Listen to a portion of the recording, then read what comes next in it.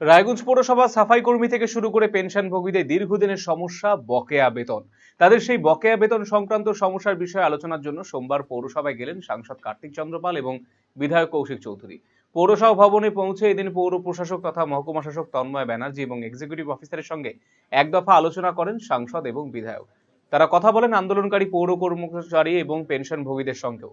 দ্রুত খুব সমস্যা সমাধানে আশ্বাস দিয়েছেন তারা।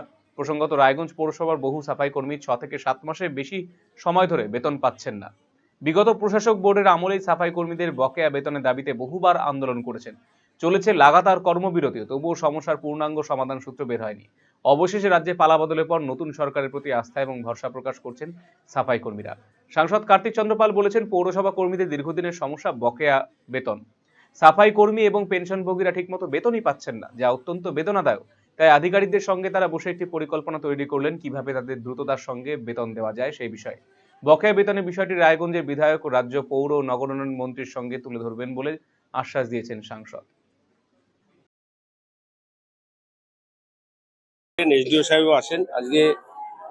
আমারই লোকসভার মধ্যে একটা মিউনিসিপ্যালিটি, সেখানে একটা দীর্ঘদিনের সমস্যা। আজকে যারা এখানকার আমাদের কনজারভেন্সি স্টাফ রয়েছে, কর্মচারীরা রয়েছে, পেনশন হোল্ডার রয়েছে, তারা দিনের পর দিন বেতন পাচ্ছে না। তাদের কষ্ট, তাদের দুঃখ, এবং তার সাথে সাথে আজকে সকাল থেকে ঘুম থেকে উঠে আজকে যেমন আমাদের বাজারে যেতে হয়, ঠিক তেমনি আমাদের যারা কনজারভেন্সি স্টাফ তারা যদি ওয়ার্ডে ওয়ার্ডে না যায়, ওয়ার্ড পরিষ্কার হবে না। আজকে ডেঙ্গু, আজকে করোনা যখন হয়, তারা নিজেদের জীবন উৎসর্গ দিয়ে তারা আমাদের বাঁচিয়ে রাখে। আজকে দীর্ঘদিন ধরে তারা টাকা পাচ্ছে না। এটা সত্যি বেদনাদায়ক। কি করে সংসার চলবে? তবুও সার্ভিস দিচ্ছে। আমরা, আমাদের এসডিও সাহেব রয়েছেন, এক্সিকিউটিভ অফিসার, এমএলএ সাহেব, আমি রয়েছি। আমরা একটা প্ল্যানিং করলাম যাতে আগামী দিনে ওনাদেরকে কিভাবে তাড়াতাড়ি বেতনগুলো দেওয়া যায়, যেটা সবচেয়ে বড় দরকার। কারণ সবার আগে মানুষের পেট। তারা প্রতিদিন আসছেন, কাজ করছেন, বেতন পাচ্ছেন না মাসের পর মাস।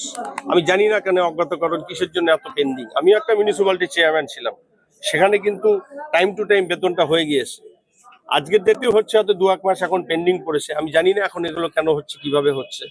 আজকে পৌরসভার থেকে যদি এটা দায়িত্ব নিয়ে করা যেত, কারণ আজকে যারা আমাদের ডেইলি ওয়েজ, তাদের আগে আমাদের সবচেয়ে বেশি দরকার দৈনন্দিন। তার সাথে বিভিন্ন যারা আমাদের পেনশন হোল্ডার রয়েছেন, সব ক্ষেত্রেই একই সমস্যা। আমরা চাইছি, এবং গভর্নমেন্ট হয়েছে, আমরাও, আমাদের সম্মানীয় এমএলএ সাহেব কথা বলবেন আমাদের পৌর নগর উন্নয়ন মন্ত্রীর সাথে, কত তাড়াতাড়ি এই সমস্যার সমাধান করা যায়। ন্যায্য দাবি, তার জন্য আন্দোলন কেন করতে হবে, কেন অবরোধ করতে হবে? আমরা যারা অথরিটি, সে যেই থাক না কেন, আজকে আমিও যদি এখানে থাকতাম, আমি যদি না পারতাম, নৈতিক দায়িত্ব নিয়ে আমাকে ছড়ে চলে যেত, আমি পারছি না। কিন্তু আমি মিথ্যে প্রতিশ্রুতিতে দিনের পর দিন এই মানুষগুলোকে বিপদে ফেলবো। আজকে কাঁদছে, বলছে বাজারে গেলে দোকানদার, সেও মুদির দোকানদার, তার হাতে ছোট্ট পুঁজি, সে দীর্ঘদিন অনেক বাকি দিচ্ছে, সেও ব্যাগ ফেলে দিচ্ছে। তাহলে যাবে কোথায়? খেতে তো হবে, তাই না? তাহলে মানুষ যারা জীবনের ঝুঁকি নিয়ে কাজ করলো, তাদেরকে আমাদের যোগ্য সম্মান দিতে হবে, বিভেদ রাখলে চলবে না। আপনারা কি একবারে সবটা মিটিয়ে দেওয়ার চেষ্টা করবেন? না, দেখুন, এটা অনেক বড় সমস্যা, অনেক বড় সমস্যা। আমাদের এসডিও সাহেব দায়িত্ব নিয়েছেন, এমএলএ সাহেব এসছে। আমরা যেটাই করব, আমরা ঘরের মধ্যে কোনো সিদ্ধান্ত না নিয়ে, আমাদের এই যে এতজন যারা আমাদের কনজারভেন্সি স্টাফ আছেন, তাদের সাথে আলোচনা করে কিভাবে করলে শুরু হয়, তাদেরও সহযোগিতা দরকার, আমরাও সহযোগিতা করে এটাকে একবারই মিটাতে। এটা অনেক বড় সমস্যা না, এটা তো একদিনের সমস্যা না। এবং আমি জানি না কেন এত বড় একটা পৌরসভা এত পেন্ডিং টাকা থাকবে। আমি যদি এখানে চেয়ারে বসতাম, বা আমি যদি জানতাম, তাহলে আমি তথ্য অনুসন্ধান করতাম। আজকে তো এই শহরে অনেক বড় বড় মাল্টি স্টোরেজ বিল্ডিং হচ্ছে, অনেক কিছু রয়েছে, অনেক কিছু সোর্সের জায়গা রয়েছে। তো সেই জায়গা থেকে তো কালেকশন করুন, তো আমাদের আজকে যারা দৈনন্দিন স্টাফ ছিল তাদেরটা মিটিয়ে দেওয়া যেত। কোথাও কি অনীহা ছিল? আমি জানি না, আমার কথা হচ্ছে কেন এই ডিউটা থাকবে? এটা তো সদিচ্ছার অভাব, আমি বলবো। এই বিষয়ে আন্দোলনকারী সাফাই কর্মীরা বলেছেন, বিগত সরকারের আমলে তাদের সমস্যা মেটেনি, তাই নতুন করে সরকারের কাছে তাদের অনেক প্রত্যাশা রয়েছে। অভিযোগ তো দাদা আমাদের অনেক গেলা, কিন্তু এই অভিযোগগুলো তো পূরণ করতে পারলো না এখনো অবধি। এখন নতুন অ্যাডমিশন বসছে, এখন দেখা যাক কি পূরণ করে। আমাদেরকে তো আশা দিল, আমরা আশাবাদী আছি। কত মাসে বেতন পান? আমাদের কারো কারো মোটামুটি 6 মাস, 7 মাস, আমাদের 4 মাস, পেনশনদের 9 মাস, এই চলছে। কিন্তু এই সরকারের কাছে আমাদের একটাই আবেদন, যে আমরা যত তাড়াতাড়ি আমরা নিয়ে আসতে পারলাম, তত তাড়াতাড়ি আমাদেরকেও যেন সেই নজরেই দেখে। সকালবেলা হলে পরে নতুন সকালের মুখ ওরা দেখাইছে যখন, তখন আমাদেরকে অবশ্যই সবকিছু আশাবাদী আমরা থাকবো। নতুন সকালে যখন মুখ দেখাইছে, তখন নতুন সবকিছু হবে। Eastern India's #1 boarding school, Himalayan International Residential School, Siliguri. separate AC hostel for boys and girls, 126-acre lush green campus, world-class sporting facilities. Admission open for session 2026 to 27.